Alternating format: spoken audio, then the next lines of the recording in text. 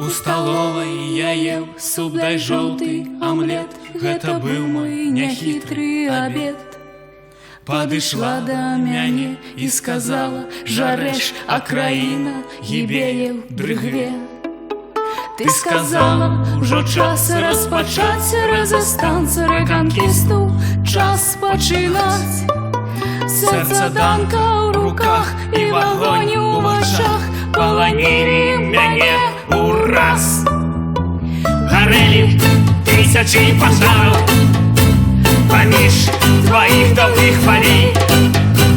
Я зразумеў, ты Чэ Гевара, дык пакахай мяне хутчэй. Гарэлі тысячы пажараў паміж тваіх доўгіх палей. Я зразумеў, ты Чэ Гевара, дык пакахай мяне хутчэй.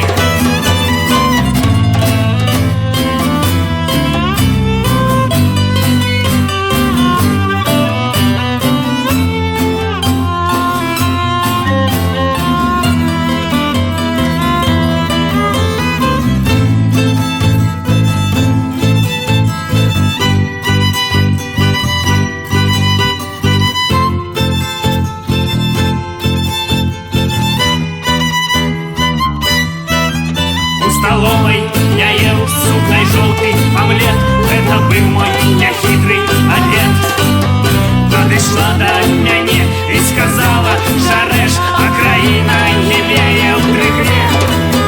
Ты сказала, ужо час распачаць рэзістанс, рэканкісту час пачынаць. Сэрца данка ў руках і вагонь у вачах паланілі мяне ураз. Гарэлі тысячы пажараў паміж тваіх доўгіх палей. Я зразумеў, ты Чэ Гевара, дык пакахай мяне хутчэй.